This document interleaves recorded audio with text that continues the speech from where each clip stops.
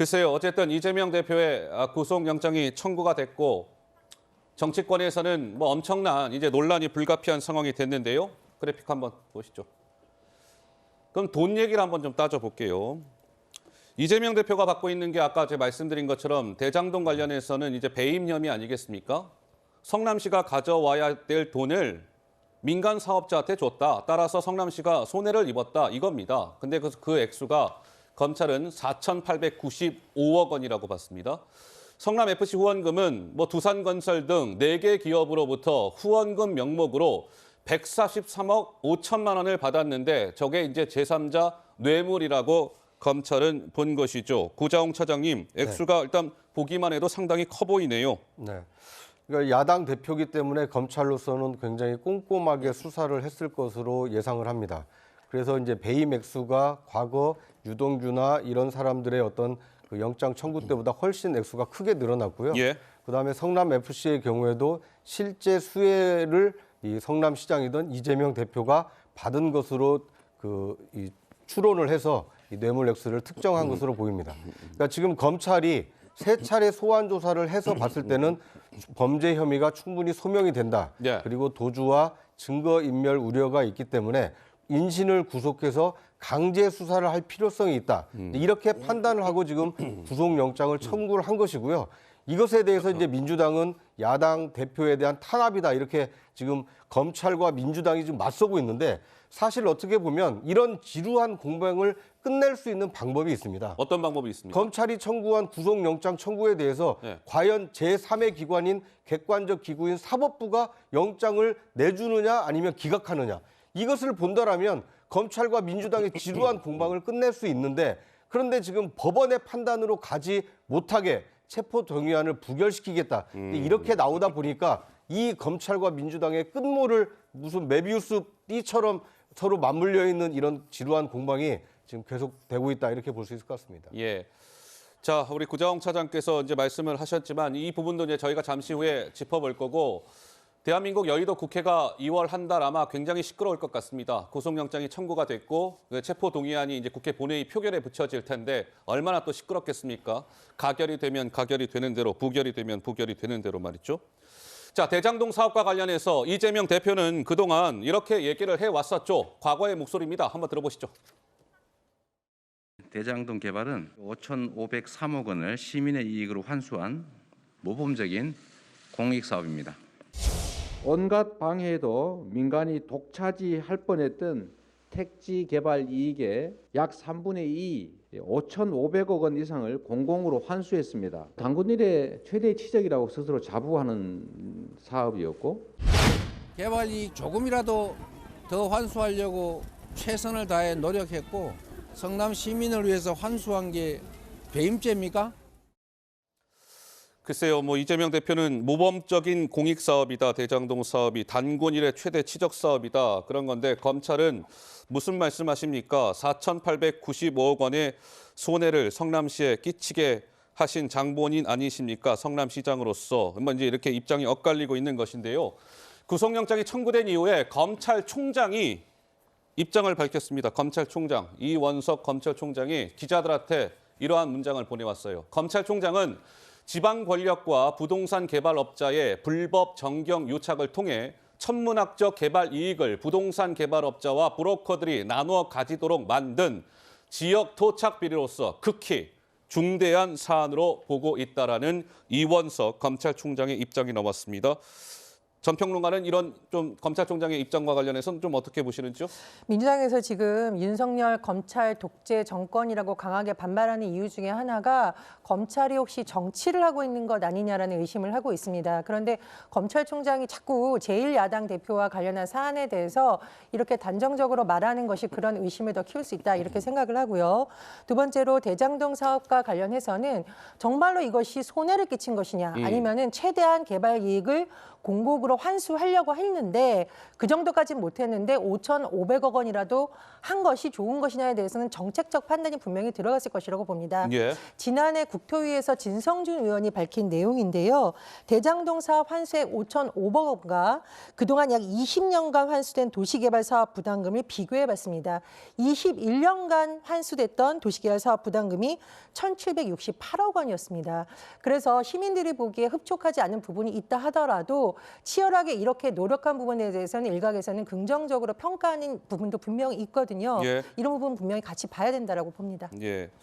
자, 제1야당 대표가 이렇게 제1야당 대표를 향한 구속영장 청구는 헌정사상 처음 있는 일입니다. 근데 그만큼 여러 가지 좀 의미가 있다라고 봐야 될 것 같은데 서정욱 변호사 하실 말씀 있으세요? 뭐 저는 이제 저 횟수 부분에 대해서 예. 말씀드리면요. 일단은 이제 그 처음부터 이게 그 업자를 정해놓고 심사 기준을 만드는 거 아닙니까? 그래서 이제 그 김만배 씨가 뭐라 했냐면 우리 10년 뒤에 몫을 나눠주겠다. 이 말은 이제 그 위기에 의한 공무방해나 입찰방해는 시효가 10년입니다. 예. 따라서 이제 본인들도 이 입찰 자체가 처음부터 이게 그 방송 용어는 좀 부적합하지만 짜고 치는 고스톱 아, 이미 내정해놓고 예. 그 기준을 거기에 맞춰서 업자들한테 준 거 아닙니까? 이게 바로 이제 이해충돌 방지법이고 이 자체는 이제 본인들도 그 불법을 인지하고 있었어요. 그러니까 10년 뒤에 몫을 주겠다. 이런 거. 저는 이게 첫째 잘못이고 그다음에 두 번째 이재명 시장 구도대로 100% 다 했더라도 그 하나 더 이어도 되는 거예요. 바로 이제 초과이익 환수입니다. 예. 이걸 넣는 데서 김만배 씨나 이분들이 반대할 명분도 없고 반대할 상황이 아니에요. 예. 왜냐하면 이게 초과이익을 지분대로 좀 나누자는데 이걸 어떻게 반대합니까? 제 말은 지금 구조 좋다 이거예요. 성남시가 우선 해고 다 좋은데 거기에 초과이익을 하나 더 이으면 되는데 예. 실무자도 넣자고 했는데 그렇게 빼버렸잖아요. 이 말은 이게 그 민간업자한테 밀어주고 그러게 저는 천화동 1호 428일과 딜한 게 아닌가. 이래서 이게 저는 환수 부분이 예. 정말 이게 이재명 시장의 주장이 저는 이제 전혀 근거가 없다 이렇게 예. 보는 거예요. 좀 전에 검찰총장 그 글 얘기를 한번 좀 다시 한번 볼게요. 이원석 검찰총장이 조금 전에 이 글을 기자들한테 보내왔는데 뭐 이런 거죠.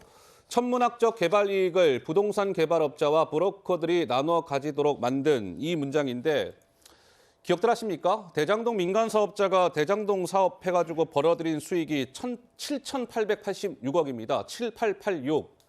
그리고 그 당시 성남 도계공이 가져간 건 1,822억 원이었어요.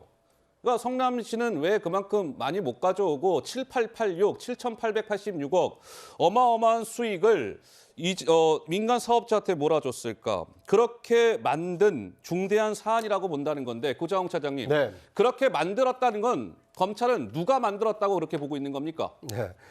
다분히 구속영장을 청구받은 이제 이재명 민주당 대표로 보고 당시 성남시장. 그렇습니다. 영장을 예. 청구한 것이고요. 검찰총장의 성명이 이례적이긴 합니다만 상당히 좀 불가피성이 있다고 보여집니다. 아, 그래요? 왜냐하면 검찰로서도 제1야당 대표에 대해서 구속영장을 헌정사상 처음 치는데 도대체 이거 정치적으로 탄압하려는 목적이 있는 거 아니냐. 이제 이런 의심을 살 수가 있는 거 아닙니까? 지금 민주당이 주장하는 것처럼. 그러다 보니까 수사를 진두지휘하고 있는 검찰총장 입장에서는 이것은 여야, 야당 대표 아니냐 이걸 떠나서 이것은 지역 토착 비리로서 중대한 혐의가 있는 사안이기 때문에 그 사람이 누구냐 이것을 따지지 않고 중대한 범죄 혐의가 있기 때문에 구속영장을 청구한 것이다. 이런 얘기를 하고 싶어서 검찰총장 명의의 성명이 나왔다. 이렇게 받아들이는 것이 좋을 것 같습니다. 자, 이재명 대표는 그동안 구속영장 청구 가능성에 대해서 이런 입장을 밝혀왔습니다. 한번 들어보실까요? 제가 왜 체포 대상이 되는지 저는 이해를 할 수가 없습니다. 혐의에 대한 뚜렷한 증거도 없고 제가 도망을 갈 것도 아니고 주거 부정도 아니고 무슨 증거인멸을 하려야 할 수도 없는 상태인데 글쎄, 이해가 안 되네요. 제가 또 어디 도망간답니까? 저로서는 도저히 이해가 안 되네요. 자, 구속영장 청구 가능성이 제기되자 내가 제1야당 대표인데 어디 뭐 도망이라도 간답니까? 라고 하면서 영장이 청구되는 거에 대해서 잘못됐다라는 취지로 이야기를 해왔습니다. 이재명 대표. 그런데 이재명 대표가 과거 2017년 성남시장 시절에 박근혜 전 대통령을 향해서 이렇게 얘기한 바가 있었습니다. 과거 발언이 또 소환이 됐습니다. 한번 들어보시죠. 박근혜 씨가 이제 영장실질심사를 받게 됩니다. 그의 범죄 행위와 또 사법 처리 필요성에 따라서 다른 국민들과 똑같이 법의 심판을 받게 되길 바랍니다. 범죄 행위가 중대하고 범죄를 부인하고 있고 언제 도망갈지도 모르고 또 증거인멸을 하고 있다는 정황이 여러 곳에서 보이기 때문에 구속되는 게 당연한 사안입니다. 박근혜의 구속 여부가 이 나라 사법이 살아있냐 죽어있냐를 가름하는 그런 걸 보여주는 바로미터다라고 생각합니다. 네, 2017년 성남시장 때의 목소리입니다. 글쎄요, 박수선님 어떻습니까? 뭐 굳이 과거 발언을 가지고 제가 논평할 필요는 없을 것 같고요. 예. 또 상황이 뭐 다를 수도 있는 것인데 굳이 뭐 따지고 싶지는 않고 뭐 국민들께서 판단하시면 될 일이고요. 다만 제가 드리고 싶은 말씀은 지금 그 배임 액수 뭐 7,880억여 뭐 이런 검찰의 주장이죠. 주장인데 이 대장동 이 수사의 전체의 흐름 중에 중요한 것 하나는 김만배와 대장동 일당들의 자신들이 재판에서 유리한 판단을 받기 위해서 바뀐 진술, 전원, 그것도 들었다. 이것에 의해서 지금 계속 이재명 대표의 그 혐의를 지금 확정해 가고 있는 것 아닙니까? 그런데 그 일당들이 말에 의하면 이재명 대표 정말 공산당이다. CR도 안 들어간다. 정말 그래서 이렇게 자기들이 먹을 이익이 없다라고 한 그런 어떤 증언, 진술들도 있어요. 다른 면에. 그런데 왜 검찰이 그런 것은 배척하고 이재명 대표에게 불리한 바뀐 진술과 증언들에 의해서 이렇게 혐의를 확정해 가는 것인가라고 하는 것에 대해서 검찰 수사의 공정성과 투명성에 대해서 의문을 제기할 수밖에 없는 상황이고. 예. 그리고 또 하나의 형평성이 문제 아닙니까? 지금 엊그제 그 1심 판결이 있었습니다만 도이치모터 주가 조작 사건에 김건희 여사 이름 네. 공소장에 200번이 나오고 공판에서 300번이 거론됐고 법원의 판결문에도 37번이 기록이 되고 있어요. 그리고 실제 주가 조작 선수 유죄를 받은 그 계좌를 김건희 여사 계좌를 실제로 사용한 겁니다. 그런데 대통령실은 이것이 범죄에 활용됐다고 해서 유죄는 아니다라고 하는 정말 이상한 답변을 내놓고 있잖아요. 예. 자, 이렇게 볼 때 지금 아까 서정욱 변호사께서 이렇게 쭉 말씀을 설명해 주셨는데 제가 반대로 말씀드리면 그 대장동 일당의 진술이 이렇게 바뀌기 전에는 그러한 이재명 대표의 공적인 노력에 대해서 정말 환상적인 노력을 한 진술도 있다는 것. 예. 이것을 국민이 함께 좀 보고 계시고요. 검찰이 선택적 기소, 선택적 수사에 대해서 아까 제가 말씀드렸지만 정확하게 증거에 의해서 이제 판가름을 하고 예. 그리고 누군가 책임을 이제 질 일이 올 때라고 생각을 합니다. 책임을 질 일이 이제 있을 것이다. 이제 이런 말씀이신데 전 평론가님, 저는 좀 이런 궁금증이 들더군요. 검찰 입장에서도 169석의 거대 야당의 제1야당 대표에 대한 검찰 소환을 3차례나 하고 그리고 영장을 쳤어요. 근데 이게 검찰 입장에서 정말 민주당 주장대로 뭐 조작하거나 별다른 혐의가 없는데도 불구하고 과연 검찰이 영장을 칠 수 있었을까? 만약에 별것도 없다가 이렇게 영장 쳤다가 나중에 이게 무리한 수사라는 게 밝혀지면 검찰은 얼마나 큰 공격에 직면하겠습니까? 근데 그렇게 자신감이 없는데도 불구하고 영장을 쳤을까라는 궁금증이 남는데 우리 전 평론가 좀 어떻게 보세요? 예, 그런데 이성윤 전 고검장을 비롯해서 이른바 김학의 전 법무부 차관의 출국 금지와 관련해서 직권남용 혐의가 적용됐다는 사람들 대부분이 무죄가 나왔다라는 판결 어제 보셨을 겁니다. 즉 검찰이 정치적인 입김에 휘둘려서 기소를 한 것이 아니냐는 비판이 나오고 있는데요. 이런 여러 가지 우리가 사례를 봤을 때 검찰을 과연 신뢰할 수 있느냐. 이것은 뭐 현 정부냐 전 정부냐를 떠나서 그런 역사가 계속 되풀이됐기 때문에 예. 민주당의 일부 주장이 국민들에게 설득이 있다 이렇게 보이고요. 두 번째로 지금 윤석열 대통령은 검찰총장 출신이고 예. 한동훈 법무부 장관도 최측근이자 검사 출신입니다. 이런 가운데서 검찰이 보여준 행태가 예전보다 나아진 행태냐 그렇게 판단하기는 어려울 것으로 보이는데 특히 정성호 의원이 면회한 기록이 지금 유출된 것에 대해서는 이른바 비명계 의원들 사이에서 굉장히 격분하는 의견이 나오고 있거든요. 그래요? 이상민 의원이 뭐라고 했느냐. 비열한 행태다, 비굴한 행태다 이렇게 비판을 했어요. 오늘 아침 라디오에서 했죠? 그렇습니다. 예. 그래서 검찰의 이런 여러 가지 수사 행태에 대해서 의심을 갖고 있기 때문에 기소를 해서 증거로 다투자 이렇다면 어느 정도 일리가 있겠습니다만은 네. 그동안의 행태를 봐서 특히나 국회의석을 봐서 부결될 가능성인데도 이렇게 된 것은 일종의 망신주기가 아니냐, 정치적 쇼가 아니냐 이런 말이 나오는 이유라고 봅니다. 구체장님?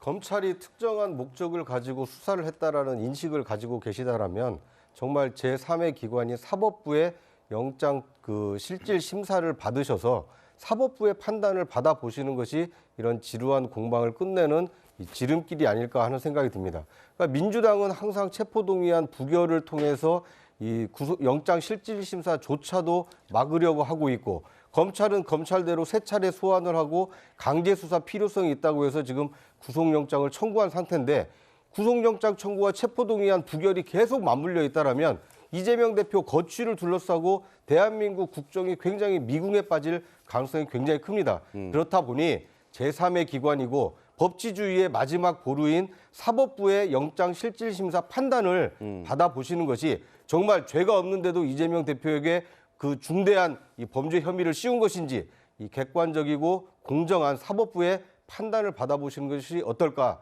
한 그런 이 권유를 드려봅니다.